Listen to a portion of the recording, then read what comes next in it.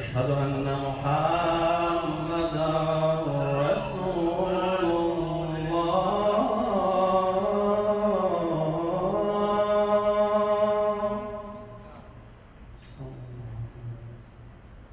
أشهد أن محمدا رسول الله.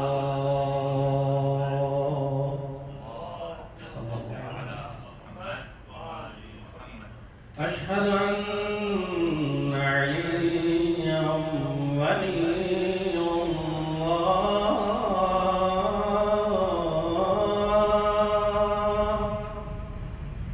أشهد أن عليا حجة الله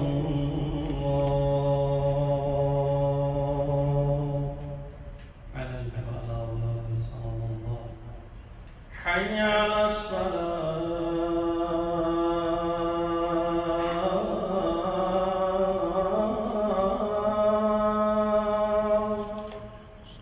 حي على الصلاة.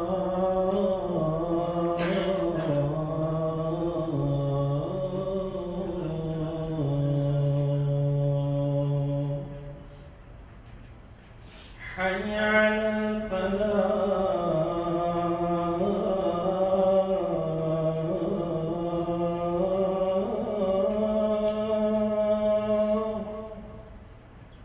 حي على الفلاح.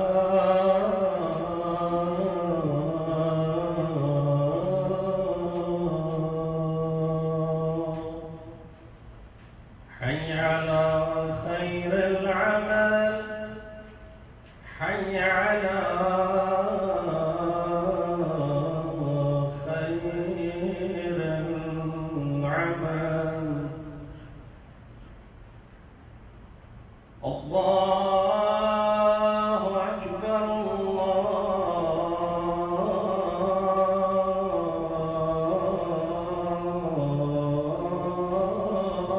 أكبر. لا إله إلا الله.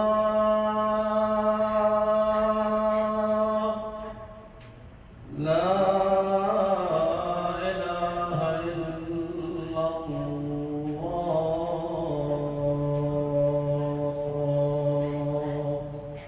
وصلى الله على سيدنا ونبينا القاسم محمد.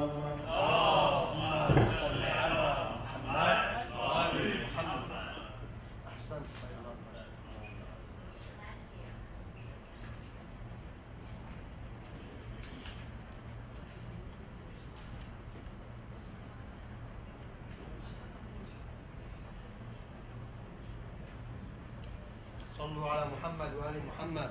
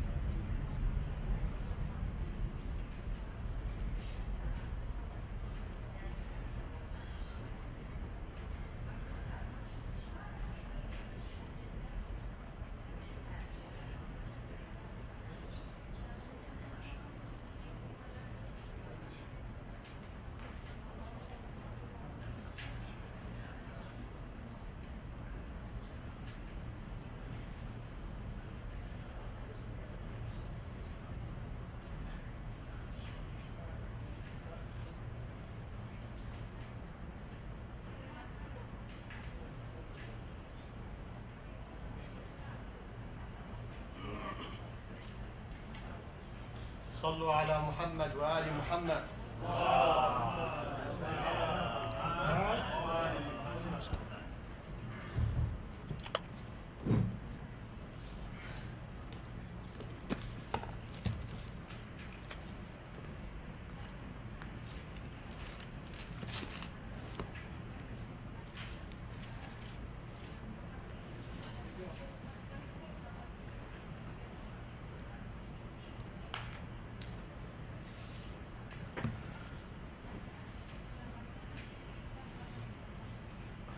السلام عليكم ورحمة الله وبركاته.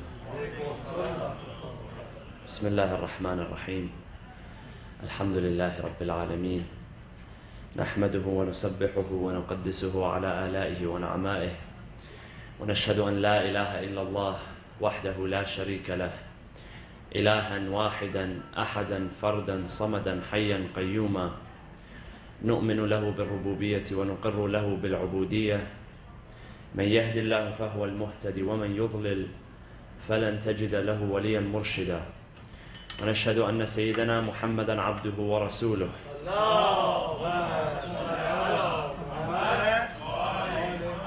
أرسله بالهدى ودين الحق ليظهره على الدين كله. اللهم صل وسلم وزد وبارك وترحم على محمد وآل محمد كما صليت وسلمت وباركت وترحمت على إبراهيم وآل إبراهيم في العالمين إنك حميد مجيد.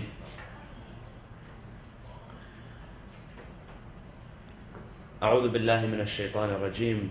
بسم الله الرحمن الرحيم. ربنا وابعث فيهم رسولا منهم يتلو عليهم آياتك ويعلمهم الكتاب والحكمة ويزكيهم إنك أنت العزيز الحكيم.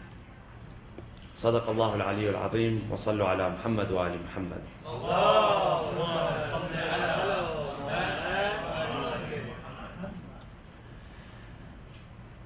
As a matter of consensus, it is widely believed that the first verses of the Quran to be revealed, to descend to the Prophet Muhammad sallallahu alaihi wasallam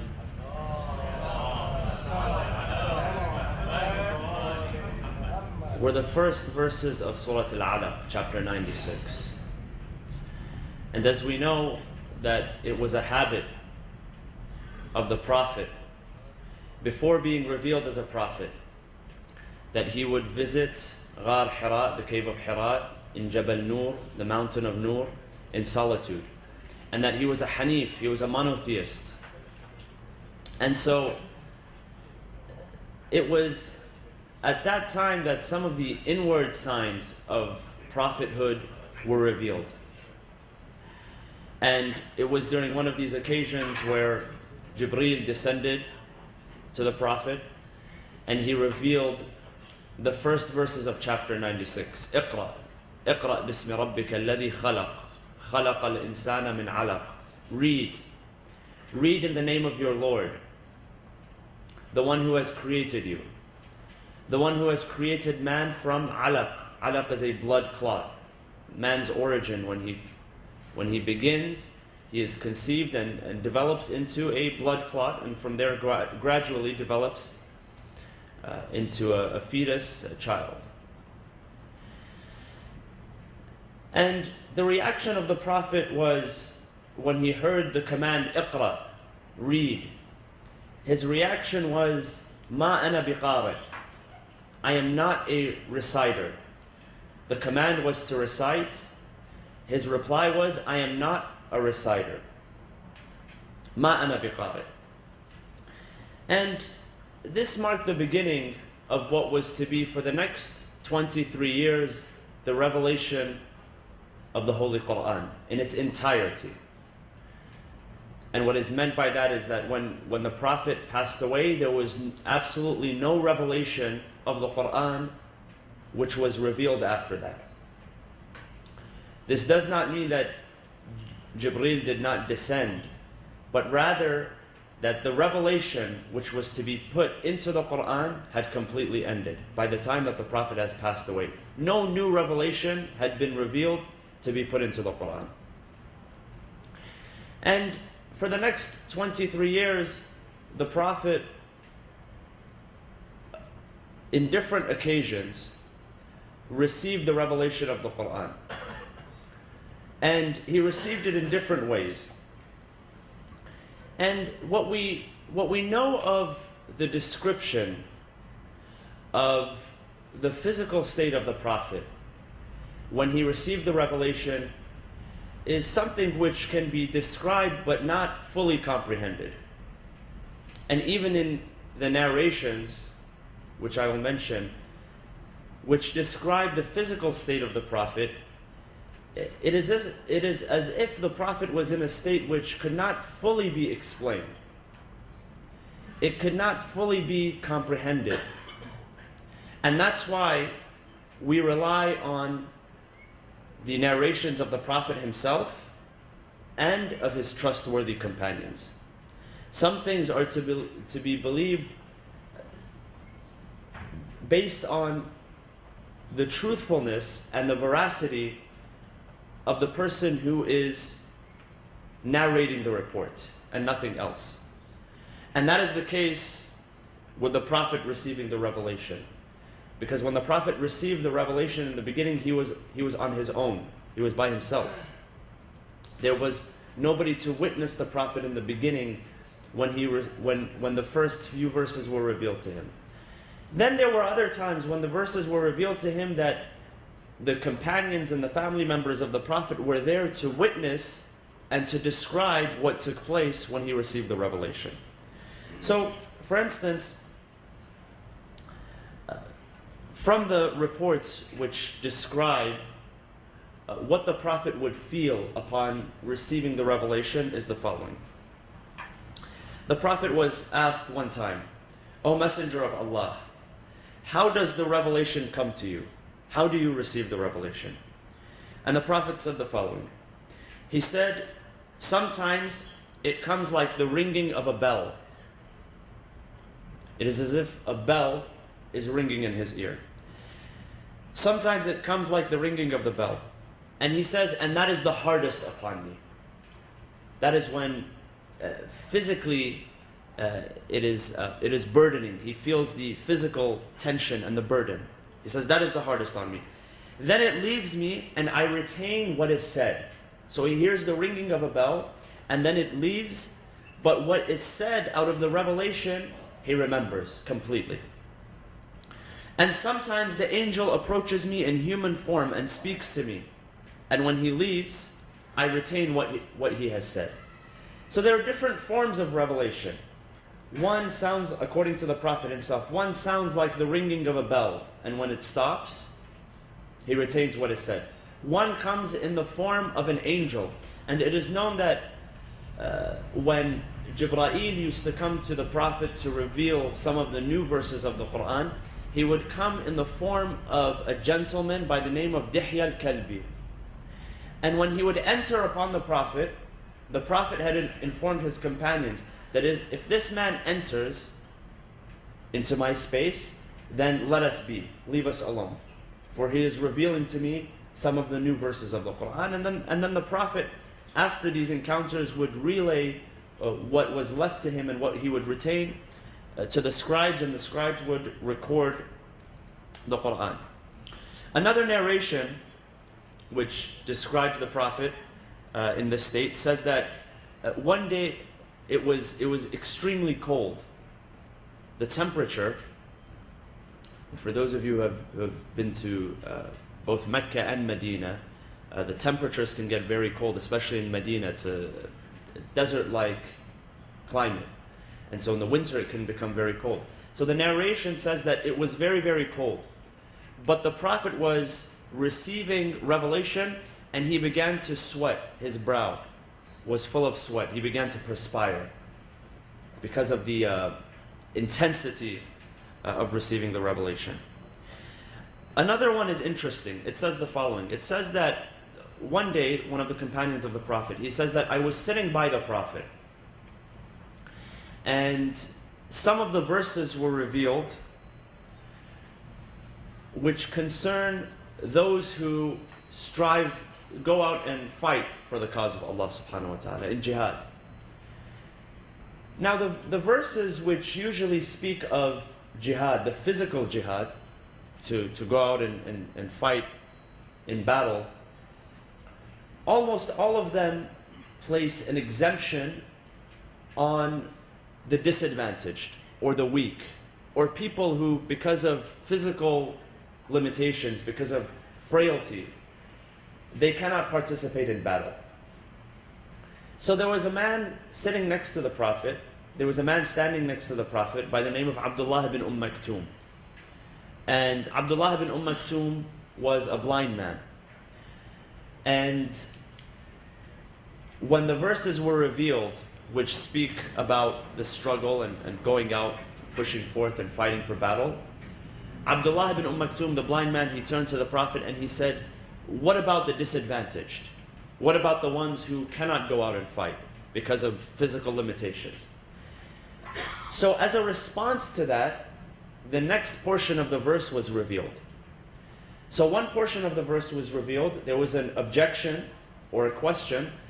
Because of that objection or question, and this happens many times in the Quran as well, the Prophet reveals a verse, people come to him and they object or they inquire more, not necessarily object, but they are inquiring more, or the meaning of the verse, or where the verse specifically applies. Another revelation comes to the Prophet immediately thereafter, describing in specific what the previous verse is alluding to. So Abdullah ibn Maktoum, a blind man, said, what about us? What about the ones who are disadvantaged? A next portion of the verse was revealed, which says that those who are at a disadvantage physically, they are exempt. Now the person who was narrating the hadith was sitting next to the Prophet, and the Prophet's thigh was above his thigh. And he said that when those verses were revealed, I felt something extremely heavy pushing down on my thigh, coming from the Prophet. So it's as if as he was receiving the revelation, physically, there was also a heavy implication on the body of the Prophet. So, and he describes the hadith, he says, I felt it was so heavy on my thigh that my thigh was going to break. So out of these reports, we understand that there was a physical effect to the Prophet receiving the revelation, that which simply cannot be described because it's a supernatural experience that the Prophet was experiencing. Now, this tells us that the Prophet, it was not under his control when the revelation would appear, or in what form the revelation would appear, or even what the words were. And there are different examples of where the Prophet is taken by surprise by a verse. Or he receives the verse, for instance, when he is in prostration. One narration says that the Prophet was prostrating in prayer, and he was leading the congregational prayer. And his prostration, his sujood, was prolonged, more than usual, more than the ordinary. And so after the prayer was finished, the Prophet, the companions turned to him, and the Prophet had said that it was because the revelation was being received. So the Prophet did not receive the revelation, at a specific time where he would sit and wait for the revelation to come. Or he knew that he was going to be at Ghar Hira and that's when the revelation would appear. No, the revelation would appear sometimes during battle. It would appear sometimes when he was with his companions, and sometimes when he was on his own, sometimes during journey, sometimes in different states, sometimes when he was with his wives, sometimes when he was with his family members. So they were at different times, and that tells us that the Prophet was not in control of the revelation. The only being or entity that was in control of the revelation was Allah subhanahu wa ta'ala.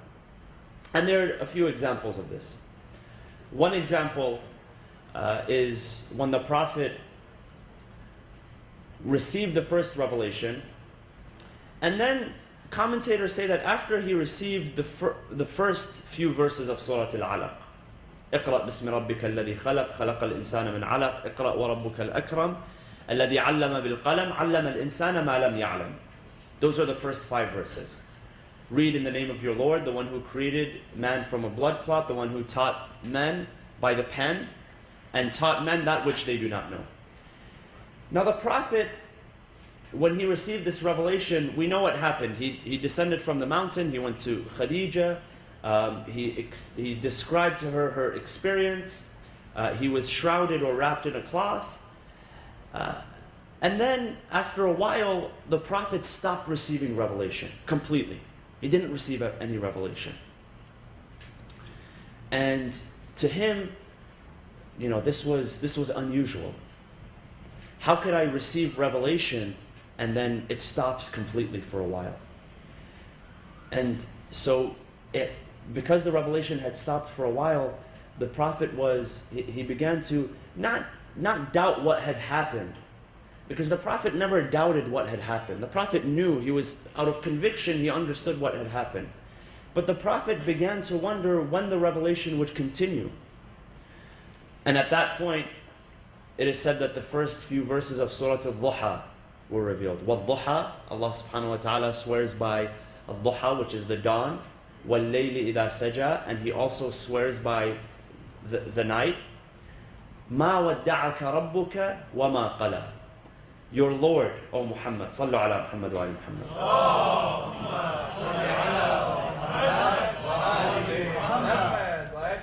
He says, your Lord never left you. مَا وَدَّعَكَ رَبُّكَ وَمَا قَلَى. He never left you. Your Lord never abandoned you. Your Lord always kept an eye out for you. وَلَلْآخِرَةُ خَيْرٌ لَكَ مِنَ الْأُولَى. And the second, the last, meaning the second life, the afterlife, is better than the first one. And your Lord will give you until you are satisfied. وَلَسَوْفَ يُعْطِيكَ رَبُّكَ فَتَرْضَى. Your Lord will continue to give you until you are satisfied. أَلَمْ يَجِدْكَ يَتِيمًا فَآوَى. Did He not find you as an orphan? And you were an orphan, and He gave you shelter. وَوَجَدَكَ ضَالًّا فَهَدَى. And He found you not knowing the details of your message, not knowing what your responsibility is. فَهَدَى. And He gave you guidance. وَوَجَدَكَ عَائِلًا فَأَغْنَى. And He found you with nothing. You had nothing in your hand. فَأَغْنَى. And He enriched you. So Allah is telling him, don't worry. We will reveal to you the revelation and we will send to you guidance when you need it. Because we took care of you all of these years. You were an orphan and we brought you to people who would take care of you. You had nothing and we enriched you. We gave you guidance and we looked after you. So your Lord will never abandon you. Your Lord will always provide for you. Even at times where you think that your Lord has forgotten about you, your Lord is always there. And so the Prophet, after this, came at ease. But after that, the Prophet never knew exactly when the revelation would reveal. In fact, some of the interesting ways that was revealed, as an example, the Prophet was one day in Medina, after he had left Mecca, when he settled in Medina. The Prophet was visiting a group of people outside, on the outskirts of Medina. And he was preaching to them the message. He was preaching to them the message of Islam, and the Prophet was with some of his companions. And at that time, up until that time, the Qibla, the direction of the Muslims during prayer, was where? Al-Quds, Jerusalem. At that time, it was during that occasion that Allah subhanahu wa ta'ala chose for the Muslims to, in preparation to conquer Mecca, for the conquest of Mecca, God had decided that the Muslims would now alter their Qibla, their direction, from Jerusalem, which was in the north, to Mecca, which was in the south. And this happened during the prayer. Allah subhanahu wa ta'ala tells the Prophet that we will send you at a direction and we will alter your direction to a qibla which you will be satisfied with. فَلَنُوَلِّيَنَّكَ قِبْلَةً تَرْضَاهَا. We will send you towards a direction that you will be satisfied with. And during the prayer, as he received the revelation, the narration says that Jibreel held the Prophet from his shoulder and he turned him 180 degrees from north towards Jerusalem to the south towards Mecca. And the companions who were standing behind the Prophet also, their direction was also turned. And so, a story like this, the Prophet didn't choose when the revelation would come. If the Prophet would have chose, he could have chose before the prayer or after the prayer. But it happened right in the middle of prayer. Another example and this is mentioned in chapter number 24, Surah An-Nur. And chapter number 24 actually begins with these verses, Al-Ifk. And according to different narrations, of course, and there are different interpretations and different commentaries on this matter. But one popular interpretation says that one of the wives of the Prophet, coming back from one of the battles, the battle of Bani al-Mustalaq, was accused of an evil act. And there were a few people in the society, in the community, in the Medinan community, who began to point fingers. And they began to spread rumors. And of course, what happens with rumors is that they're enlarged and they're blown out of proportion, and something which potentially begins as a joke or something which begins as just an accusation of no base becomes a truth. If enough people repeat it, it becomes a truth, it becomes amplified. So Allah subhanahu wa ta'ala speaks about the ifk, which is this particular event, that a group of people got together and they created a slander, a lie, and they attributed it, the act, the evil deed, to one of the wives of the Prophet. And the Prophet at that moment found himself in a very tough situation because there is no revelation on the matter. And people are saying things, and the Prophet is stuck. What does he do? Does he divorce his wife because of what people are saying? Or does he keep his wife and bear the shame of what people are talking? Because the Prophet, like any other individual, he gets affected by these things. He's a man of emotion, and it's not like he was, built bulletproof from everything. He's a man like us, and he feels emotion, and he's susceptible to those things. So the Prophet thought to himself. And Amir al-Mu'mineen, it is said at that time he came to the Prophet, because there was no revelation and there was no clarity on the matter, that he came to him and he said, Ya Rasulullah, if you let her go, then God will bring others. There will be other opportunities for you to remarry. And this continued for about a few weeks until Allah subhanahu wa ta'ala revealed the verses of innocence in chapter number 24. And this became a revelation. So the point is that the Prophet had no control over the revelation. It wasn't like the people created the rumors and then the Prophet said, okay, now is time for a revelation. I know that she is innocent, or I need to know that she is innocent, and now there has to be a revelation checking in right about now. It wasn't in his hands. It would come at a time which was necessary. It would come at a time where Allah subhanahu wa ta'ala had decided, and none of us, not even the Prophet, can get inside the mind of God to determine when the revelation should arrive and when it should not arrive.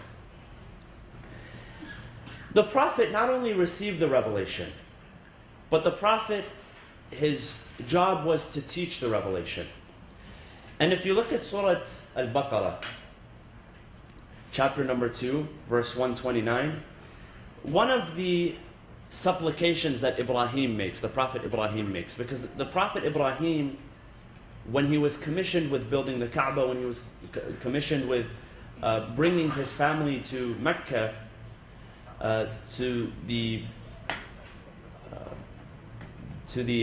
barren valley, Biwadin Ghayri Dhi Zar, which he refers to. After he had completed his task, he made supplication. He made certain supplications. So one of his supplications, he said, "Oh Allah, make this land a land which is secure, a land which is protected, where nobody will be harmed." This is number one. Another one, he said, "To these people that we have called for the pilgrimage," because Allah had ordered Ibrahim to stand upon the mountain and call people to pilgrimage, call people to visit his home. He said the following, Ibrahim, "Rabbana wab'ath fihim," O Allah, send to them rasulan minhum, a messenger which is from them, from among them. Yatlu alayhim ayatik, one who would recite to them your verses. وَيُعَلِّمُهُمُ الْكِتَابَ وَالْحِكْمَةِ, he would teach them the book, the teachings of the book, وَالْحِكْمَةِ. Hikmah is wisdom. وَيُزَكِّيهِمْ. And through this he would purify them. So not only that he was a vessel for receiving the revelation, he would teach the revelation, he would teach them the teachings of the book, he would teach them the recitation, how to recite it as well, so that it would be recited properly. And he would teach them wisdom, and he would purify them. إِنَّكَ أَنْتَ الْعَزِيزُ الْحَكِيمُ. Truly, you are the most mighty, you are the most wise. And this was the dua of Ibrahim. So the prophet which emerged from those people, from the people of Mecca, from among them, who taught them the recitation, and who taught them the book, and who taught them wisdom, and who purified them, even though Ibrahim does not say his name, but who is this prophet? Muhammad. Sallu ala Muhammad wa ali Muhammad.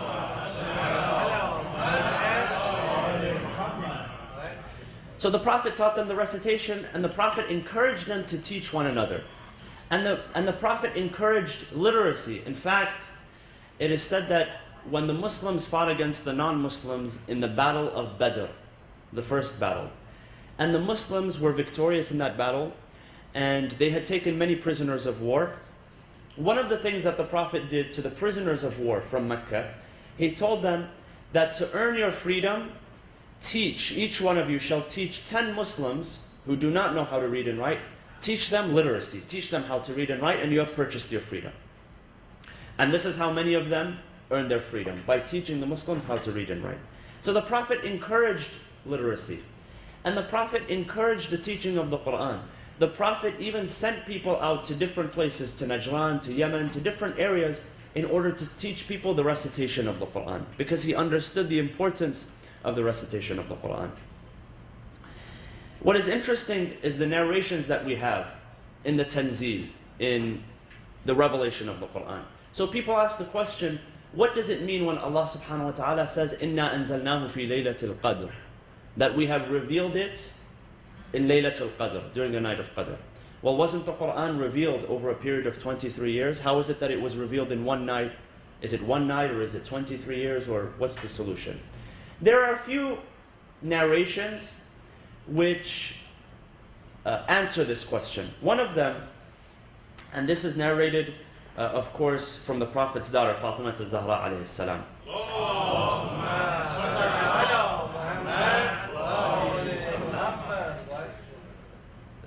She says the following, that the Prophet informed me secretly. So Fatima is saying that the Prophet had told me secretly. Gabriel used to recite the Quran to me, and I to him once a year. So every year, Jibreel would recite the entire Quran to the Prophet, and the Prophet would recite it to Jibreel once a year. But this year, he has recited the entire Quran with me twice, the Prophet is saying. I do not think, but that my death is approaching, since it was being mentioned twice. Another report, and this is by Abdullah ibn Abbas, he says that the Prophet would meet with Jibreel every night during the month of Ramadan, till the end of the month, each reciting the Quran to one another. Another hadith says that, again, that they would recite the Quran to one another once in the span of a year, and that in his final year, it was recited twice, because he knew the death was impending, that his martyrdom was imminent. And so, other interpretations say that the Quran was revealed to the lowest heaven, the 7 heavens that Allah subhanahu wa ta'ala speaks about, the lowest heaven on Laylatul Qadr, that the entire Quran was revealed to the lowest heaven, and then whenever the occasion would arise during those 23 years, the verses were revealed. And so this was a way for the memory of Rasulullah sallallahu alaihi wasallam to be refreshed on a daily basis, or on a monthly basis, or on a yearly basis. That the Quran itself was entirely revealed, and then it was revealed again, and it was recited again on a yearly basis to the Prophet. And so because of that, the Prophet had been a memorizer of the Quran, even though he had scribes writing for him. I'll end with the following hadith, and that is a hadith from the Prophet Muhammad sallallahu alaihi wasallam, in which he says, teach your children 3 things which are valuable. One is the love teach them the love of the Prophet, number one. Number two, teach them the love of the family of the Prophet. And number three, teach them the love of the Quran. So these are three things. One is love of the Prophet. One is love of the family of the Prophet. And one is the love of the Quran and reciting the Quran. We ask Allah subhanahu wa ta'ala to allow us to be among those who love His Prophet, His Ahlul Bayt, and love the recitation of the Quran. Bismillah ar-Rahman ar-Rahim. وَالْعَصْرِ إِنَّ الْإِنسَانَ لَفِي خُسْرٍ إِلَّا الَّذِينَ آمَنُوا وَعَمِلُوا الصَّالِحَاتِ وَتَوَاصَوْا بِالْحَقِّ وَتَوَاصَوْا بِالصَّبْرِ وصلوا على محمد وآل محمد. اللهم صل على محمد وآل محمد. اللهم صل على محمد وآل محمد. اللهم صل على محمد وآل. بسم الله الرحمن الرحيم. الحمد لله رب العالمين. نحمده ونسبحه ونقدسه على آلائه ونعمائه. ونشهد أن لا إله إلا الله وحده لا شريك له. ونشهد أن سيدنا محمدا عبده ورسوله. اللهم صل وسلم وزد وبارك وترحم على محمد وآل محمد كما صليت وسلمت وباركت وترحمت على إبراهيم وآل إبراهيم في العالمين إنك حميد مجيد. وصل اللهم وسلم على أوصيائه وخلفائه وعترته وأهل بيته علي أمير المؤمنين وقائد الغر المحجلين، وعلى البضعة الطاهرة فاطمة الزهراء سيدة نساء العالمين، وعلى سبط نبي الرحمة وسيدي شباب أهل الجنة الحسن والحسين، وعلى علي بن الحسين ومحمد بن علي وجعفر بن محمد وموسى بن جعفر وعلي بن موسى ومحمد بن علي وعلي بن محمد والحسن بن علي والخلف الهادي المهدي، عجل الله تعالى فرجه وسهل مخرجه وجعلنا من أنصاره وأعوانه. عباد الله، أوصيكم ونفسي بتقوى الله عز وجل.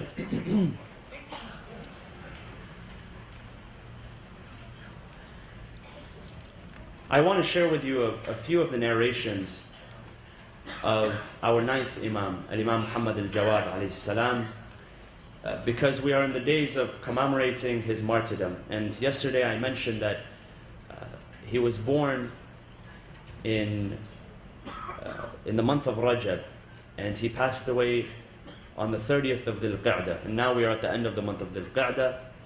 And Imam al-Jawad lived a lifestyle of humility and a lifestyle of generosity. And this is why he was given the name al-Jawad. Al-Jawad means the one who is greatly generous. And he passed away at the age of 25. Passed away in his youth. And when his father, the eighth Imam, Imam Ali ibn Musa Rida, had passed away, he was less than 10 years old. And so the responsibility of leadership was placed upon his shoulders at a very young age, at an adolescent age. And although he was young and he passed away young, he lived a life of wisdom. He lived a life of knowledge. He lived a life of generosity, a life of greatness. And just to share with you some of the narrations that this great Imam had said, in one of them he says the following. He says, having trust in Allah is the cost to every valuable thing. Anything which is valuable, anything which is worth attaining, anything which is worth acquiring, the cost of that is having trust in Allah. You need trust in Allah subhanahu wa ta'ala. It is the cost to every valuable thing, and it is the ladder to anything of lofty height, anything which is worth reaching up to, anything which is of great value. The cost of that is trust in Allah, and the ladder to that is trust in Allah. Another hadith says the following, that a believer's honor is in their independence from others. When they are completely independent of others. When that doesn't mean that they don't work with others, but they know that at the end of the day, their sustenance comes from their own work and from Allah subhanahu wa ta'ala. Through their own work, through their own struggle, through their own greatness. A believer's honor is in their independence from others. Another hadith says the following, beware of being Allah's lover and friend in public and His enemy in private. Do not display that you are a lover and a friend of God in public, in front of people, to receive their reward and to receive their praise. but be an enemy of Allah in private. What you do in public, you should match with what you do in private, and vice versa. And the last, he says the following. A believer is in need of 3 virtues. One is success from Allah.